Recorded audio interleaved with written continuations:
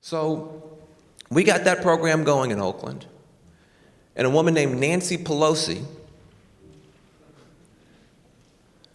heard about it. Turns out she's one of the top people in the world. Speaker of the House at that time, third most powerful person according to our Constitution, second in line to be president. She found out about that little program we were running in Oakland, California. She's in San Francisco, right across the bridge. She says, "That's a great program." She says, "I want you to come to Washington, D.C. and tell everybody in Washington, D.C. at all these different committee hearings about your little program there in Oakland." And sure enough, I did that. And when I did it, a guy named George W. Bush, President of the United States at that time, signed a bill called the Green Jobs Act. And that Green Jobs Act we had been fighting for $120,000. That Green Jobs Act put $125 million into spreading programs like mine across the country. That was 2007. Then, 2008, I wrote a book about it. To tell you the truth, nobody wanted to publish my book. Here I am, an African American, writing a book about the environment. The book publisher said, "We don't want this book." I said, "Well, why not?" Because y'all would go to the meetings with the publishers. The meetings would go great, because I'm charming. And then they don't want the book. And not just one publisher, every publisher in New York City. Great meetings, and then at the end, we don't want the book. We're not going to publish the book. So finally, my book agent called and said, "What's going on? This guy's got a great program. Nancy Pelosi is backing him. George W. Bush is backing him. He's making a difference. He's written a great book. Why don't you want this book?" He said, "We'll tell you why. Black people don't read green books, and white people don't read black books. So therefore, nobody is going to read his book." This isn't 1913 I'm talking about. This is literally in 2008. Black people aren't going to read a green book. White people aren't going to read a black book. Nobody wants the book. A young person working for a West Coast publisher had heard me give a talk just like this one and said, "Van Jones makes more sense than most of the people that have books out there. We should give him a chance." So that little West Coast publisher published that book.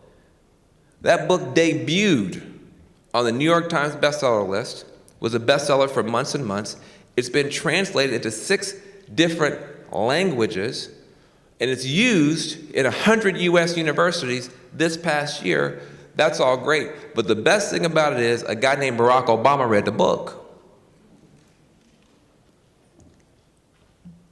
So while I'm on my book tour, I was on TV with a guy named Tavis Smiley, and Prince saw me on TV. And he tried to send money to me anonymously. But I don't take anonymous money, because I do work in the hood. Ain't no telling where this money came from. And I'm not going to jail. I'll go visit you. I'll visit you, but I'm not going. So I kept sending this anonymous check back, and they kept sending it back to me. Finally, a lawyer called and said, "Would you please accept this money?" I said, "Would you please stop sending this money? Until I know where it's coming from, I'm not cashing the check." He said, "Well, I can't tell you where it's coming from, but his favorite color is purple."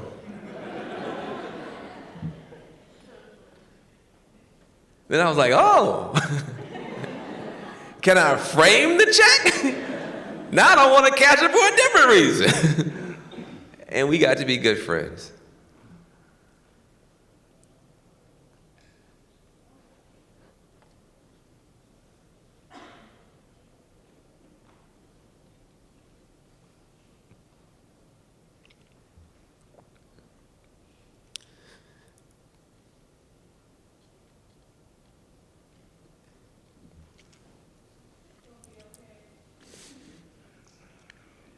You know how somebody's your friend? They're never there for you on a good day. They're there for you on a bad day. They may not call you for 2 months, may not see them for a year, but they're there for you on a bad day.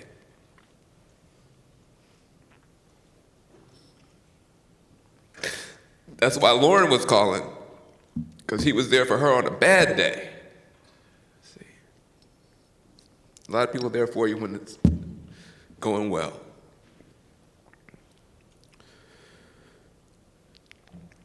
So he helped me launch this organization called Green for All.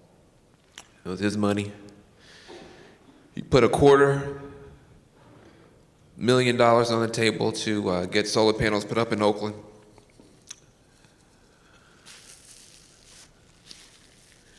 And a bunch of other stuff. Never asked for any credit. Never wanted anybody to know what he was doing. He sat down with me and he said, Van, thank you. He said, I was 17 years old, I was broke. By the time I was 20, I had more money than most people will ever see. He said, all my dreams have already come true. He goes, people like you seem like you're trying to help other people's dreams come true, and people like me should help people like you.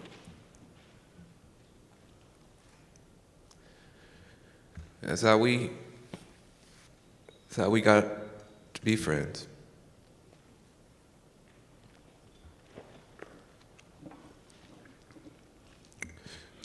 There's a lot of people in Oakland who don't even know that the solar panels on their house were paid for by Prince Rogers Nelson. And they'll never know, because that's how he wanted it. And that's how we kept it.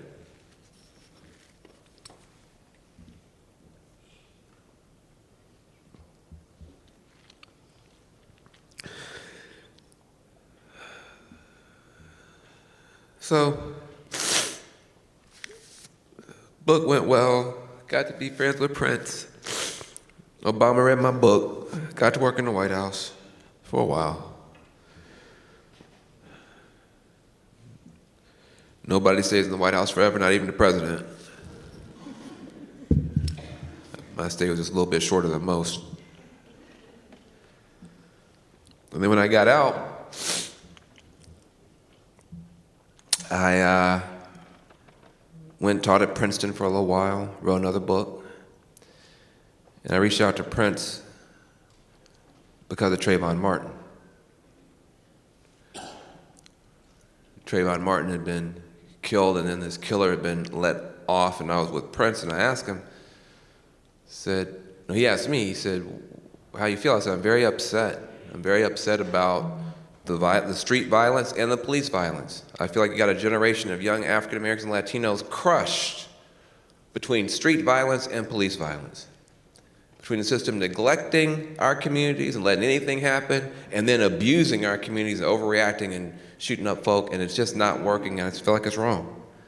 And we deserve better, and we definitely don't deserve these vigilantes running around here shooting people and starting trouble. And I said something that changed my life. I said, and just because somebody's wearing a hoodie doesn't make them a dangerous person. And then Prince said, Van, if you see an African American kid wearing a hoodie, they often say, well, that's a thug. But if you see a white kid wearing a hoodie, you might say, well, there goes Mark Zuckerberg, right? Because Mark Zuckerberg wears a hoodie every day, or at least he used to. And all through Silicon Valley, where they have the young people working on the computers, they all wear hoodies. He said, why is it that you see a black kid wearing a hoodie, you call that kid a thug? You see a Latino kid wearing a hoodie, you call that kid a thug? But if you see a white kid wearing a hoodie, you say, there goes a Silicon Valley kid. I said, I don't know, I guess because of racism. Prince said, it could be. Or maybe we haven't created enough black Mark Zuckerbergs.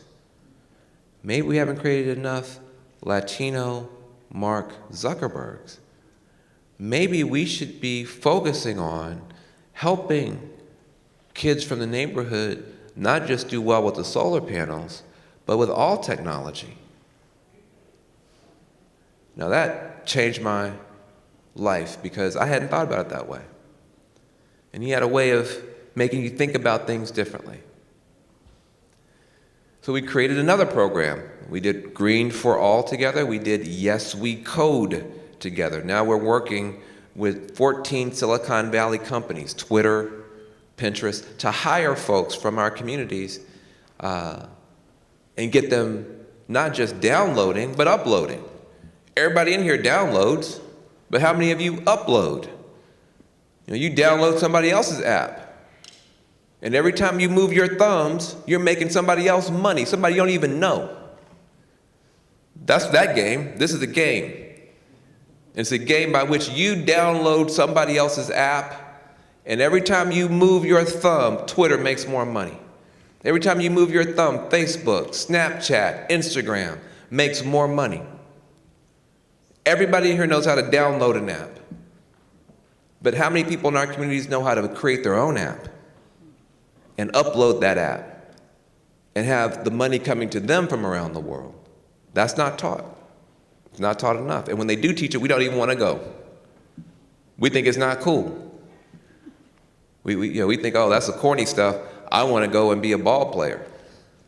Or I want to go and be a rapper.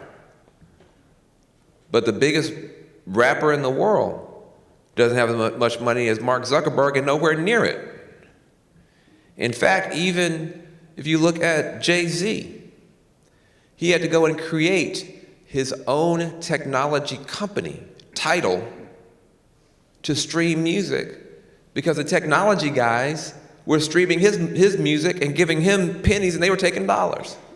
The technology guys. Dr. Dre, he's a big rapper, big producer. He made more money with Beats by Dre, a technology which he sold to Apple for $1 billion. Even the rappers can't make money rapping. The rappers have to make money in technology. And so Prince said, go tell them kids, don't show me your rap. Don't just show me your rap, show me your app. Show me your app. And based on that, we created Yes We Code. I'll wrap up. I just want you to know that you guys, your generation, has such tremendous opportunity. I was born in '68. I mean, most of you guys were, what year were you born? You?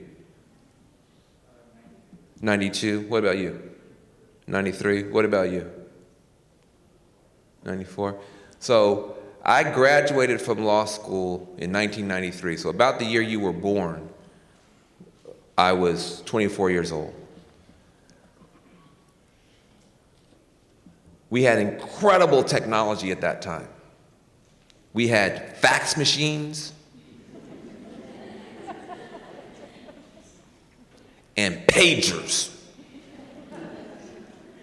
And we were awesome.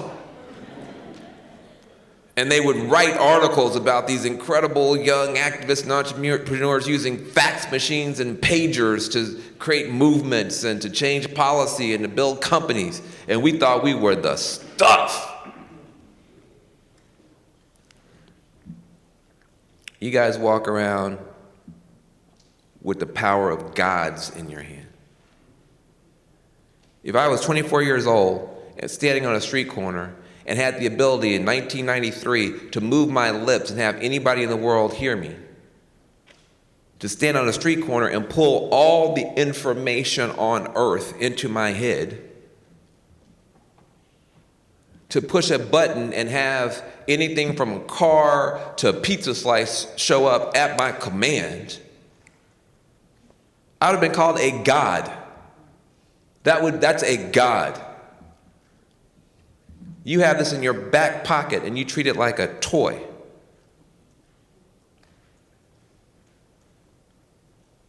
It's unbelievable what you guys could do. Not just for the earth. We're here to talk about that, but I never separate the earth from the hood. Where is the hood? Isn't the hood on earth?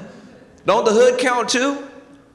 When you're talking about the planet and the health? How can the earth be healthy and the hood be sick? It doesn't work. If you want the earth to be healthy, you got to have the hood healthy too. I would say you got to green the ghetto first. Put all those solar panels in the hood first. Put all that stuff there first. Everybody else will get it. We'll make it cool. We'll make everybody else want to have it. Also, it don't make any sense anyway. Rich folks, do they live down in the flatlands or do they live up in the hills? Any city in the world, where do the rich people live, in the flatlands or in the hills? In the hills. Where it's shady. But they have all the solar panels. Where it's shady.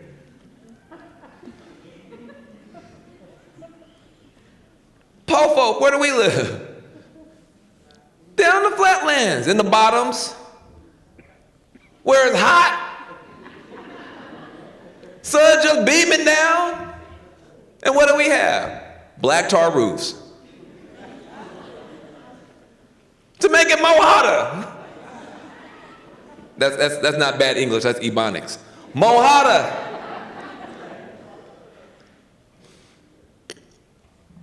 Why not put those solar panels where it's hot? Huh? And that grandmama, instead of having to write a check to the power company every month, the power company can write her a check because her home is now a little miniature power plant. You see? That's how you have to think. Now, if you think that way, all of the elite folks will like you because they have the luxury and to think at that global level and think about 100 years from now. That's the great blessing and benefit of having great wealth, having great power, is that your basic needs are met. You can think big picture, you can think long term, different than a grandma or auntie in the hood. So the elites will like you because you're thinking about their stuff, but the hood will love you because you're thinking about them first. And I believe if you guys take this stuff seriously, every one of these problems in the community can be solved. Frankly, they've already been solved someplace in the world, and you can find out where. You can contact the person, you can replicate their program tomorrow if you get your studies, if you educate yourself, if you get your teachers on your side. See, that's the thing we forget. How many of you guys are first generation college? First generation. And see, that's beautiful. Give them a round of applause, by the way. That's beautiful.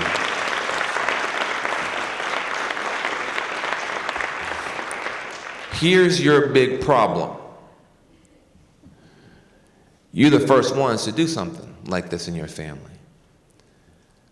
So you have a hard time sometimes getting answers and getting direction.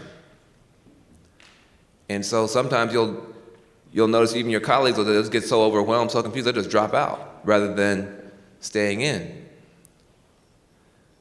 The teachers want you to be successful. Teachers don't work places like this because they don't care about kids like you. They work here because they do. And they've seen 1,000 kids just like you or young people just like you go. Some have done well, some have done badly. A lot of times the teachers feel like they can't get through to you. They're trying their best in their older, like me, older, more corny ways. They may not totally be able to relate. They may come from a different background, but they really want you to do well. And if you rely on them, don't just go to class and take notes and go home and struggle. Find them after class. You'll be surprised at how much just having 2 teachers on your side can change your whole life. So you have tremendous opportunity. You've already solved a bunch of problems in your own lives. You don't see it yet, but you have. The fact that you're here means you have. You're going to be able to create businesses. I don't want you just to make not-for-profits either. I want you to make some for-profit businesses too. I don't want you all to stay broke. Somebody got to have some money in this room.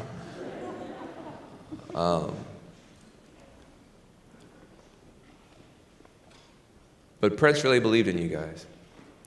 And we went to Baltimore, after Baltimore burned, we went to Baltimore and we gave a concert there.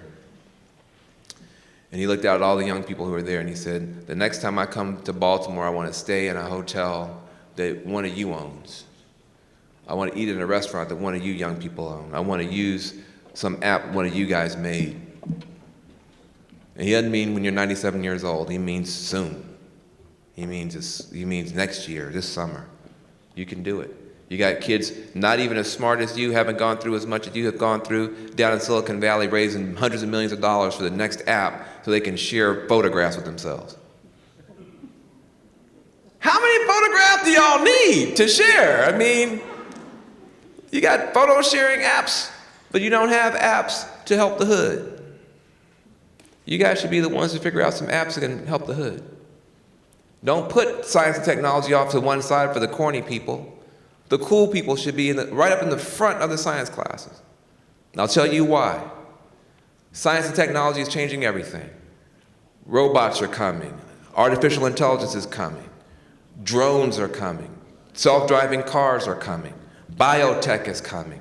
All these new sciences and technologies are coming, and our community is the only one not ready.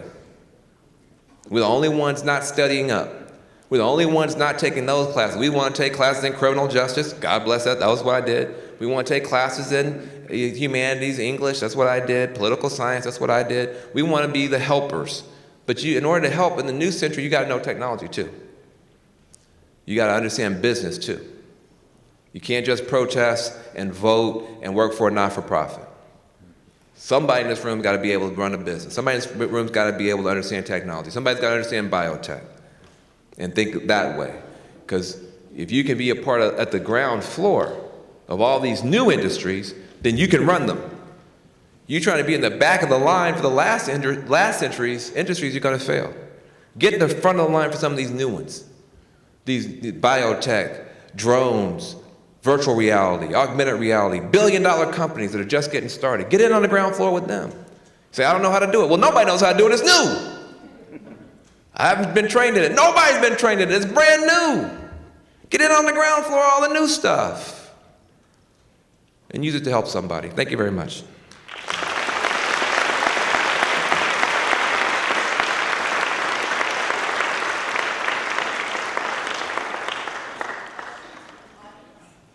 Good.